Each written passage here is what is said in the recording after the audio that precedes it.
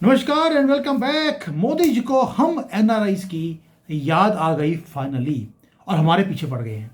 आपने बड़ी बार सुना होगा कि यार फाइनेंशियल इंस्टीट्यूशन जो हैं वो भारत को छोड़ के जा रही हैं, नेट इन्फ्लोज नेगेटिव हैं और मोदी जी खुद कितने कंट्रीज में जाकर कंपनियों को लेके आने की कोशिश करा, पैसे को लेके आने की कोशिश करी, नहीं हुआ, फेल हो गए।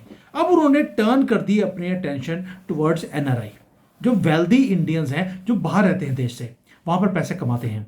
अब मोदी जी चाहते हैं कि वो उनका जो पैसा है वो सारा भारत में आना शुरू हो जाए। मैसेज बड़ा सिंपल है कि आप डॉलर कमाओ, लेकिन कमाने के बाद आप पैसे को इंडियन रुपी में लेके यहाँ पे भारत में लेकर आओ और वहां पर इन्वेस्ट करो, या कमाओ डॉलर में, स्पेंड करो रुपयों में। ये मैसेज है और ये हेडलाइंस है जो मिस कर दिया सारी मीडिया ने। Most people saw the budget, लेकिन जो स्मार्ट इन्वेस्टर्स हैं, अगर आप एनआरआई हैं या आपका कोई रिश्तेदार अगर एनआरआई है, ये वीडियो आपके लिए बड़ा ही इंपॉर्टेंट होने वाला है। और जो भारतीय हैं, आपको अब समझ आएगा कि मोदी जी कैसे स्ट्रक्चरल चेंजेस करते जा रहे हैं पूरे कंट्री के अंदर। जो स्मार्ट इन्वेस्टर है उसको ब्लूप्रिंट दिखा अगले 20 साल के लिए। It is not about taxes only, ये फंडामेंटल शिफ्ट है कैसे भारत अब ग्लोबल कैपिटल को वो हैंडल करेगा। उसके अंदर एनआरआईज बहुत बड़ा एक कड़ी है जिसको हमने यूज नहीं किया है स्मार्टली। और गवर्नमेंट ने इस बार जो दरवाजा है वो एनआरआईज के लिए खोला नहीं, उन्होंने दीवार को ही तोड़कर उन्होंने बाहर फेंक दिया। अब मैं आपको बताऊंगा सिस्टमेटिकली कैसे कैसे जो एनआरआईज हैं वो फायदा ले सकते हैं और भारत में कौन सी इंडस्ट्रीज हैं जिसमें बल्ले बल्ले होने वाली है आपकी, और आपको पता लगेगा कि कहां पर इन्वेस्ट करना है आगे जाकर। दोस्तों, ये कोई सेंसेशन नहीं, ये रियल चीज है जो मोदी जी ने क्रिएट करी इस बजट के अंदर। वो बताऊंगा कैसे। एक डिजिटल फोर्ट्रेस है, उसको क्रिएट किया गया। उन्होंने डिक्लेयर किया कि जो क्लाउड की फैक्ट्री है वो भारत बनना चाहता है, यानी कि जितने डाटा सेंटर्स हैं वो सारे भारत में खुलेंगे। उसके लिए आपको टैक्स हॉलिडे दी जाती है 2047 तक। आगे बाकी किसी कंट्री में अगर टैक्स हॉलिडे मिलता है वो मिलता है 5 साल 10 साल के लिए, 21 साल की टैक्स हॉलिडे, यानी कि पूरे एग्जम्पशन है अगर आप भारत में इन्वेस्ट करते हैं तो। अब होगा क्या, जितने भी फॉरेन की कंपनीज हैं जो क्लाउड सर्विसेज देती हैं, अब वो भारत में आएंगी या भारत में जो डाटा सेंटर्स हैं उनको यूज करेंगी। सोच के देखिए स्केल क्या है। गूगल, माइक्रोसॉफ्ट, अमेजॉन, ये वो कंपनीज हैं जो अब भारत में आना चाहेंगी, ऑलरेडी भारत में है, अपने स्केल को इंक्रीज करेंगी। अब आप भी इसका फायदा ले सकते हैं अगर आप एनआरआई हैं तो। लेकिन गवर्नमेंट ने बड़ा प्रैक्टिकल बोल दिया। पहली बात यह है कि आप आइए यहां पर स्टे कीजिए, एक्सपैंड कीजिए। दूसरा, जो एनआरआई इन्वेस्टर है उसके लिए सिग्नल भी है कि ये जो डाटा सेंटर्स आने वाले हैं आप इसके अंदर इन्वेस्ट कर सकते हैं। आप रियल एस्टेट है जो डाटा हब्स बनने हैं उसके आसपास वो एक्सप्लोड करने वाला है। पावर कंजम्पशन की जो स्टॉक्स हैं वो स्काई रॉकेट होने वाले हैं। इंफ्रास्ट्रक्चर की जो नीड है वो बढ़ने वाली है। जो इंफ्रास्ट्रक्चर चाहिए इन डाटा सेंटर्स को कूल रखने के लिए, जो सर्वर्स को कूल रखने के लिए, वो सारा के सारा it going to be a gold rush. यानी कि उन्होंने बोल दिया कि आइए इस चीजों में इन्वेस्ट कीजिए, आप पैसे बना सकते हैं। दूसरा, अब आप बोलेंगे यार बड़ी कंपनीज हैं, इसके साथ अगर हम अपने आप को जोड़ते हैं तो हमारी सेफ्टी क्या है। तो गवर्नमेंट ने इंट्रोड्यूस कर दिया सेफ हार्बर क्लॉज, यानी कि फ्लैट 15% प्रॉफिट मार्जिन आपको दिया जाएगा अगर आप रिलेटेड एंटिटी बनते हैं इन डाटा सेंटर्स के साथ भी। यानी कि कोई ट्रांसफर प्राइसिंग का लिटिगेशन नहीं है, कोई टेररिज्म नहीं, टैक्स का कुछ नहीं। भारत ने ऑफिशियली ओपन कर दिया है यू फॉर डिजिटल बिजनेस। आप आइए, कोई सीलिंग नहीं है, सारी छत तोड़ दी, दीवार तोड़ दी आपके लिए। एनआरआईज की याद आई है पहली बार मोदी जी को बजट में। आपने पिछली बार कब देखा था कि एनआरआईज को उन्होंने एड्रेस किया हो? पहली बार किया है। चलिए, इसलिए एनआरआईज बल्ले बल्ले है आपकी। दूसरा, अब बात करते हैं डायरेक्ट पोर्टफोलियो की। जो एनआरआईज है इनको हमेशा ही हमें सेकेंड क्लास इन्वेस्टर की तरह देखा गया इंडियन मार्केट के अंदर। हमारे ऊपर लिमिट्स लगाई गई, रेड टेपिज्म किया गया, इन सबको खत्म किया है इस बार। पोर्टफोलियो इन्वेस्टमेंट स्कीम की जो लिमिट है उसको डबल कर दिया। यानी कि जो पहले हम अगर इन भारत की किसी कंपनी के अंदर हम लोग शेयर खरीदना चाहते थे तो हम 5% से ज्यादा हम एक कंपनी में शेयर नहीं खरीद सकते थे। अब हम 10% हम खरीद सकते हैं। लेकिन अगर एक ग्रुप ऑफ है, सपोजिंग मेरी वाइफ है, मेरे पेरेंट्स हैं, मेरे दोस्त यार हैं, वो सारे मिलकर एक कंपनी में अगर इन्वेस्ट करना चाहते थे तो उसकी लिमिट थी 10% की, उसे इंक्रीज करके 24% कर दिया गया है। And this is a massive increase. 24% का मतलब क्या है इसका मतलब है कि अब आप ओनरशिप लेवल के स्टेक्स को खरीद सकते हैं मिड कैप कंपनीज के अंदर। कोई कॉम्प्लेक्स फंड स्कीम्स को क्रिएट करने की जरूरत नहीं है। आपको सिर्फ यहां पे आना है, डायरेक्टली बाई करना है, होल्ड करना है, एंड कंट्रोल आपके हाथ पे है। मैसेज लाउड एंड क्लियर है मोदी गवर्नमेंट का एनआरआईज के लिए, come home, put your money to work in your country and make India a विकसित भारत। ये हो गया एनआरआईज के लिए दूसरा मैसेज। अब आते हैं, एक स्कीम और निकाली ड्रोन्स के लिए, बड़ा इंटरेस्टिंग है। मैं रहता हूं चाइना में, मुझे 4-5 कंपनी जानती हैं ड्रोन्स वाली, जो ड्रोन्स को मैन्युफैक्चर करती हैं and they make every kind of drone. Government ने क्या बोल दिया कि जितने भी ड्रोन मैन्युफैक्चरर्स हैं, अगर आप यहाँ पे एक तो स्कीम लॉन्च कर दी, ड्रोन शक्ति मैन्युफैक्चरिंग इंसेंटिव। अब इसमें है क्या, 10,000 करोड़ दे दिया, डबल मार मारी है एनआरआईज के लिए, मार नहीं मतलब कि बेनिफिट दिया है। 10,000 करोड़ तो दे दिया कि भाई आप अगर फैक्ट्री लगाएंगे, आपको पैसा फैक्ट्री लगाने के लिए भी गवर्नमेंट देने वाली है 10,000 करोड़, और साथ में प्रोडक्शन लिंक्ड इंसेंटिव भी दे दिया। यानी कि 2 टियर सब्सिडी है आपके लिए। पहला, आपने कैपिटल लगाया, उसके ऊपर सब्सिडी है फैक्ट्री लगाने के लिए, और मेजर चंक गवर्नमेंट देने वाली है। दूसरा, जो आप प्रोडक्शन करेंगे उसके ऊपर भी सब्सिडी है, जितना ज्यादा बनाएंगे उतना ज्यादा आपको पैसा गवर्नमेंट देती जाएगी। अब ये मैटर क्यों करता है आपके लिए? पहली बात, भारत आज की डेट में 100% जो क्रिटिकल ड्रोन कंपोनेंट्स हैं उसको हम इंपोर्ट कर रहे हैं, जैसे कि सेंसर्स हैं, प्रोपल्शन सिस्टम्स हैं, एवियोनिक्स हैं, ये सारी चीजें हम बाहर से ले रहे हैं।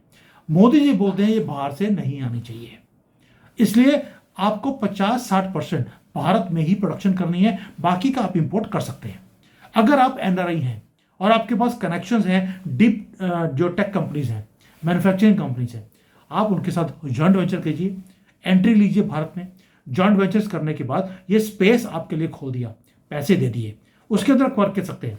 Agriculture drones, defence drones, logistics drones, surveillance drones, ये सारे वो चीजें हैं जो आप बना सकते हैं। मैं पहले बोला आपको, मुझे खुद को यहां पर ड्रोन की कंपनी जानती हैं। अगर किसी को भी जॉइंट वेंचर चाहिए, जो भी एनआरआई है, मुझे ईमेल कर देना, मेरे डिस्क्रिप्शन में दिया है, I can connect you with them, और आप भारत में बनाना शुरू करो। जो क्रिटिकल कंपोनेंट्स है भारत में बनाइए, बाकी का मैं आपको अरेंज कर दूंगा, कोई दिक्कत नहीं है। यानी कि जो सेक्टर है उसको डी रिस्क करने के लिए आपको कैपेक्स प्लस प्रोडक्शन दोनों दे दिए, और क्या चाहिए आपको। अब आते हैं, ये 3-4 चीजें होगी। अब आते हैं गिफ्ट सिटी के ऊपर। गिफ्ट सिटी एक ज्यूल बनने वाले है क्राउन के अंदर। अब आप सोच के देखिए कि आपको लग रहा था कि जो आपको ये इंसेंटिव्स दिए गए हैं ड्रोन्स के लिए, इन्वेस्टमेंट्स के लिए, ये बहुत बड़ी चीज़ है। आप अगर गिफ्ट सिटी में आते हैं, टैक्स हॉलिडे फॉर यूनिट्स जो गिफ्ट सिटी में लगेंगे उसको एक्सटेंड कर दिया है 20 साल के लिए। यानी कि आप 20 साल के लिए भारत में टैक्स फ्री ऑपरेशन कर सकते हैं, और 20 साल के बाद पहले ही रेट फिक्स कर दिया कि 2047 में जब टैक्स लगेगा तो आपको लगेगा concessional rate of 15% only. This is comparable to any advanced country in the world. अब आप सोच के देख लीजिए कॉर्पोरेट टैक्स कितना है, और यहां पर आपको 15% से ऊपर देना ही नहीं है।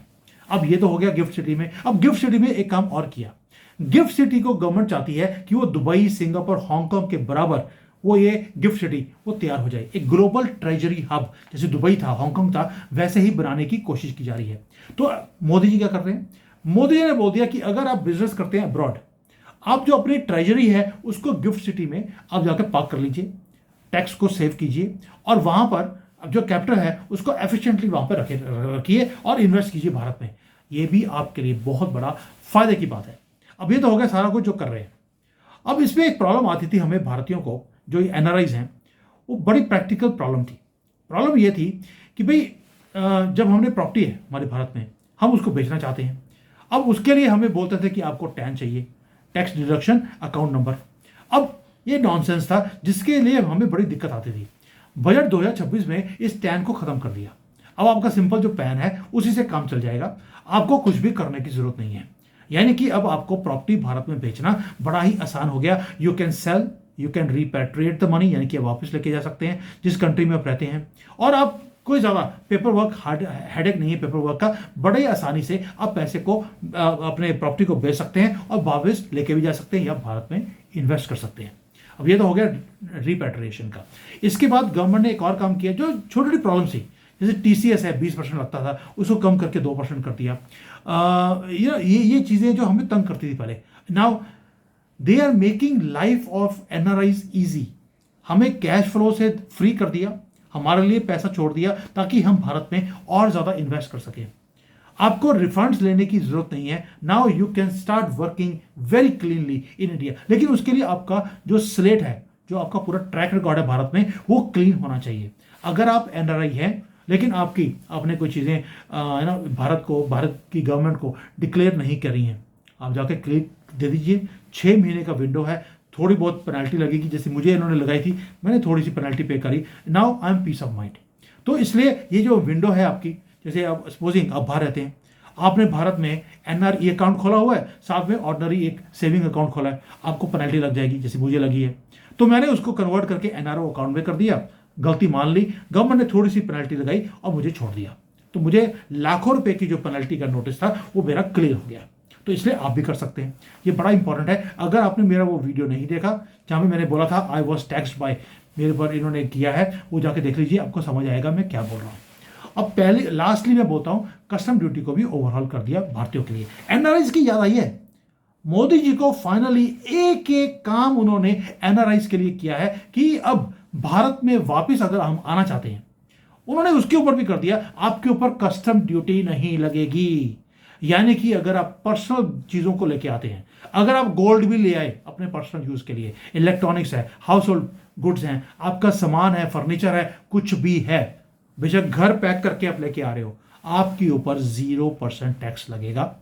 आप अपने लाइफ को वापस भारत में लेके आ सकते हैं। यानी कि मोदी गवर्नमेंट को पता लग गया कि अगर NRI वापस आएगा तो अपनी वहां पे जो नॉलेज है, जो दूसरे कंट्री में यूज कर रहे हैं, जिसको हम सॉफ्ट पावर बोलते हैं, वो लेकर आएंगे और साथ में लेकर आएंगे रोकड़ा, हार्ड करेंसी। तो मोदी जी को फाइनली NRIs की याद आई है। एक एक चीज, घर वापस आना है उस पर नो टैक्स, घर में आना है, काम करना है, नो टैक्स, उसके बाद 20-20 साल का टैक्स फ्री। फिर आपको चाहिए world class infrastructure, Singapore, Hong Kong की तरह वो गिफ्ट सिटी बना दिया। हर चीज सोच समझकर इस बजट के अंदर डाली गई है। तो वर्डिक्ट क्या है? ये हाई स्टेक्स का बजट है दोस्तों। आपको लगता है कि बजट में यार दिया तो कुछ है नहीं गवर्नमेंट ने। बजट कुछ देने के लिए नहीं होता, वो होता है कि गवर्नमेंट का विजन क्या है। गवर्नमेंट का विजन है 2047 में अगर मुझे एक डेवलप्ड कंट्री बनना है, ना कि थर्ड वर्ल्ड या डेवलपिंग कंट्री, तो मुझे कोई चीजें करनी पड़ेगी, उसके अंदर कुछ बोल्ड स्टेप्स लेने पड़ेंगे, लॉन्ग टर्म जो विजन है वो रखना पड़ेगा, और जो लॉन्ग टर्म प्लेयर है उसको रिवॉर्ड भी करना पड़ेगा। तो वही गवर्नमेंट ने किया कि आप आइए, डाटा सेंटर खोलिए, ये बड़े बड़े काम कीजिए, आपको टैक्स हॉलिडे है 2047 तक। गिफ्ट सिटी में काम करेंगे तो अगेन 20 साल का टैक्स बेनिफिट है। ड्रोन की स्कीम में काम करेंगे तो ग्रोथ का पूरा इंजन है, ड्रोन का जो है आपको पैसे मिल रहे हैं। ऊपर से जो लिमिट थी पहले कि हम इन्वेस्ट नहीं कर सकते थे भारत की कंपनियों के अंदर, अब 24% तक हम इन्वेस्ट कर सकते हैं। सारे टूल्स टेबल के ऊपर हैं। जो फ्रिक्शन था NRIs का मोदी गवर्नमेंट के साथ या भारत की गवर्नमेंट के साथ, और भाई फ्रिक्शन नहीं होता तो हम अपनी कंट्री को छोड़ के बाहर जाते ही क्यों? यानी कि इतने साल इतने रिप्रेजेंटेशन देने के बाद गवर्नमेंट को अब उनको याद आई कि यार गवर्नमेंट अगर कंट्री को आगे लेके जाना है तो NRIs can be a big big tool. तो फाइनली गवर्नमेंट ने अपना काम कर लिया। अब गवर्नमेंट ने तो अपना काम कर लिया, अब क्वेश्चन है कि NRIs क्या करेंगे इस काम का जो गवर्नमेंट ने किया है। यानी कि इतने सालों की मेहनत के बाद अब मुझे लगता है कि मुझे भी वापस आना पड़ेगा और भारत को बिल्ड करना पड़ेगा। क्यों? भारत बिल्ड कर रहा है कुछ फ्यूचर के लिए, डिजिटल एम्पायर, ड्रोन्स, ये सारी वो चीजें हैं जो फ्यूचरिस्टिक हैं। आगे जाकर आपको फाइटर प्लेन्स की जरूरत नहीं पड़ेगी, आपको ड्रोन्स ही चाहिए। तो मोदी जी बोलते हैं ये ड्रोन ही चीज है, तो ड्रोन बनाओ ना। मुझे $100 मिलियन का एक प्लेन लेने की बजाय तो मैं 100 मिलियन में तो 1 लाख 2 लाख नहीं 10 लाख से ज्यादा तो मैं वो ड्रोन बना सकता हूँ। और भाई पाकिस्तान के लिए तो 500 चाहिए, यहाँ पे हम 10 लाख बना सकते हैं। तो बस ठीक है, धर्म धर्म करते रहो। तो now it is up to us whether we want to be sitting on the table created by Modi government, या साइडलाइन पे खड़े होकर दूसरों को हम देखेंगे पैसे बनाते हुए। अब हमारे लिए NRIs के लिए टिक टिक हो रही है घड़ी। अब देखना यह है कि हम सारे NRIs अब इसका फायदा लेते कैसे हैं। दोस्तों बल्ले बल्ले है भारतीयों की और बल्ले बल्ले है NRIs की। और मुझे खुशी है इस बजट को देखने के बाद पहली बार एनआरआईज को एड्रेस किया गया है, उनको इंसेंटिव दिया है, उनको बोला है घर वापस आ जाओ। अरे हम तो बोल रहे थे मोदी जी कोई 30 करोड़ जिहादी हैं जो भटके हुए हिंदू हैं, इनकी घर वापसी कराओ। मोदी जी ने हमारी ही घर वापसी का रास्ता बना दिया। ये है मोदी, तभी बोलते हैं मोदी है तो मुमकिन है। थैंक यू, जय हिंद, वंदे मातरम।